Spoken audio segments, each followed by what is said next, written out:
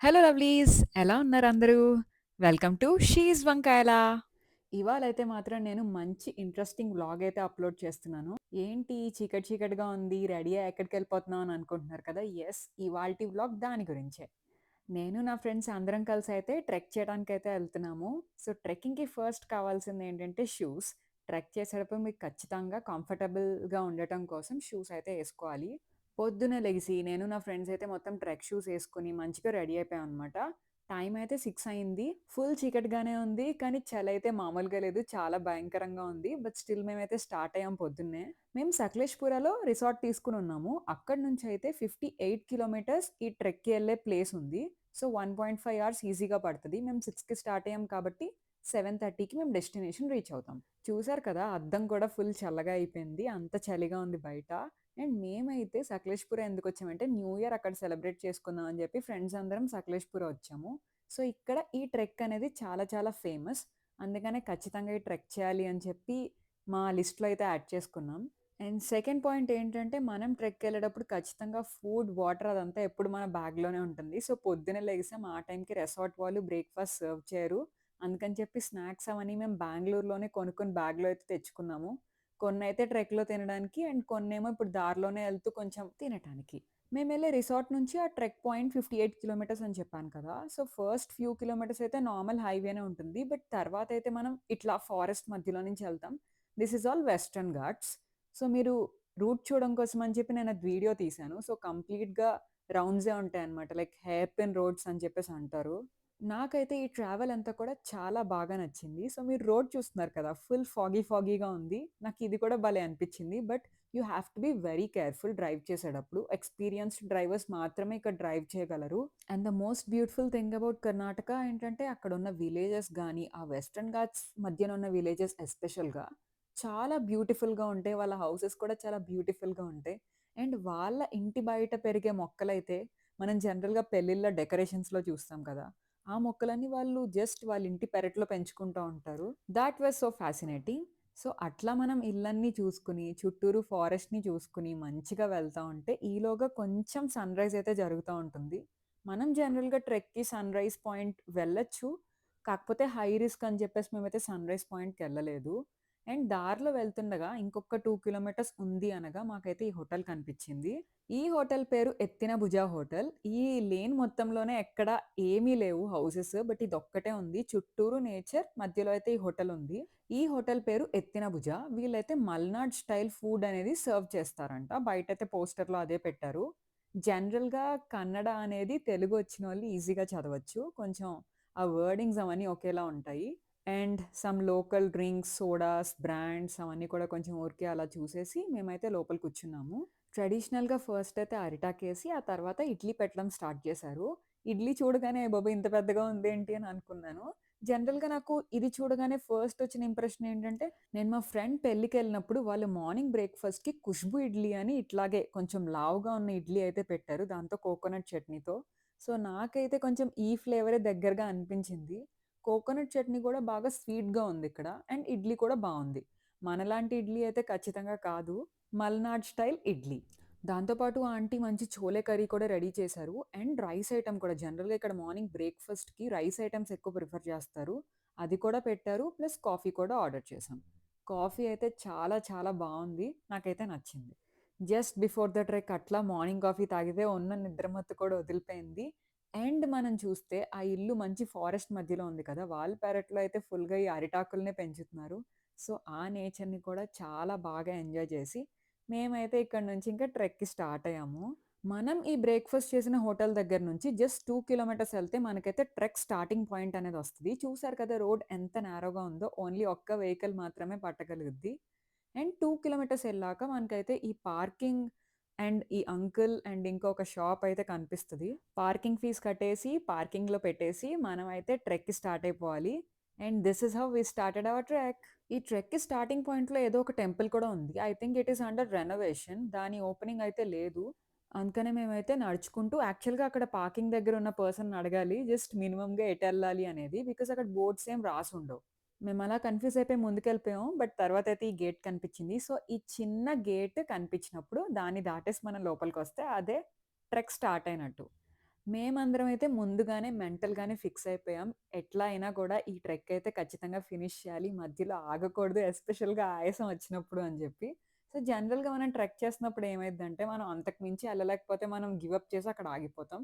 But మేము అలా కాకుండా ఎలా అయినా కూడా ఆ ట్రెక్ అయితే ఫినిష్ చేయాలి అన్నట్టు అందరం బెట్టేసుకొని మరీ స్టార్ట్ అయ్యాము. దారిలో అయితే మనకి ఇంకొక హోటల్ కూడా కనిపిస్తది. మీరు బయట తినకపోతే ఇక్కడ కూడా తినొచ్చు. బట్ మేమైతే బయటే తినేసాము. అండ్ ఆ పాయింట్‌కే మనమెళ్ళాలి. అదే ట్రెక్ పాయింట్.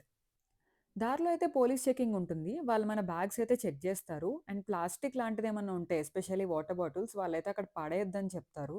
సో, మనందరం కూడా అక్కడికెళ్ళి ఆ ప్లేస్ ఏది పాడు చేయకుండా వాటర్ బాటిల్స్ తాగేసినా కూడా మళ్ళీ మన బ్యాగ్‌లోనే పెట్టుకొని వెనక్కి రావాలి. సో, ఇదేమి అంత రెయినీ సీజన్ కాదు కాబట్టి ఈ ట్రెక్ కొంచెం ఈజీగానే ఉంటుంది. అంటే మనం నడుచుకుంటూ వెళ్ళటానికి. సో, ఈ వీడియో ఎందుకు చూపిస్తున్నానంటే డబుల్స్ ఎప్పుడు ఎళ్ళకూడదు ట్రెక్‌కి. ఒకళ్ళెనకాల ఒకళ్ళు మాత్రమే వెళ్ళాలి. సో, రూట్ కూడా అలాగే ఉంటుందనమాట. సో, ఒకళ్ళనొకళ్ళు పట్టుకొని గానీ, లేదంటే ఒక స్టిక్ సపోర్ట్‌తో గానీ మనమైతే ఎళ్ళొచ్చు. That's why shoes are always important. మీరు చెప్పులతో వెళ్ళొచ్చు. బట్ అది చాలా చాలా కష్టం. ఇంతకీ నేను ఈ ట్రెక్ చేయబోయే ప్లేస్ గురించి మీకు చెప్పలేదు కదా! దాని పేరు ఎత్తిన భుజ.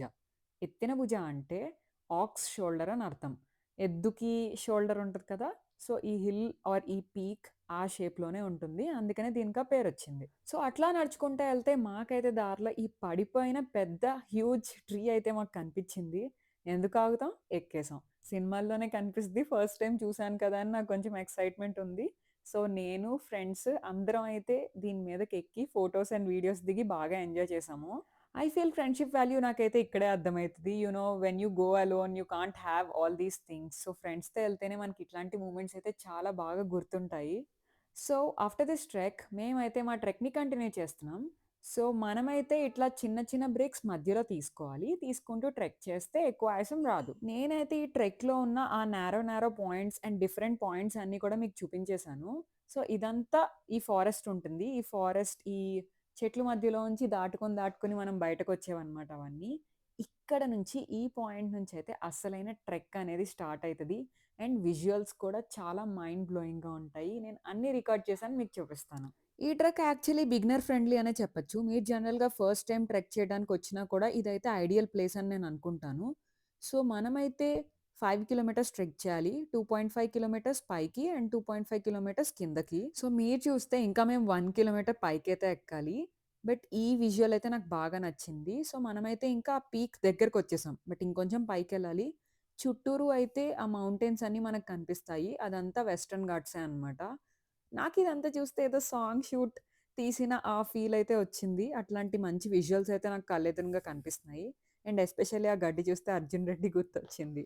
ఇప్పుడు మా వెనకాల ఉన్నది చూసారు కదా! అదే ఎత్తిన భుజ. సో, మీరు చూసారు కదా ఆ షేప్ అందుకనే దానికి ఆ పేరొచ్చిందనమాట.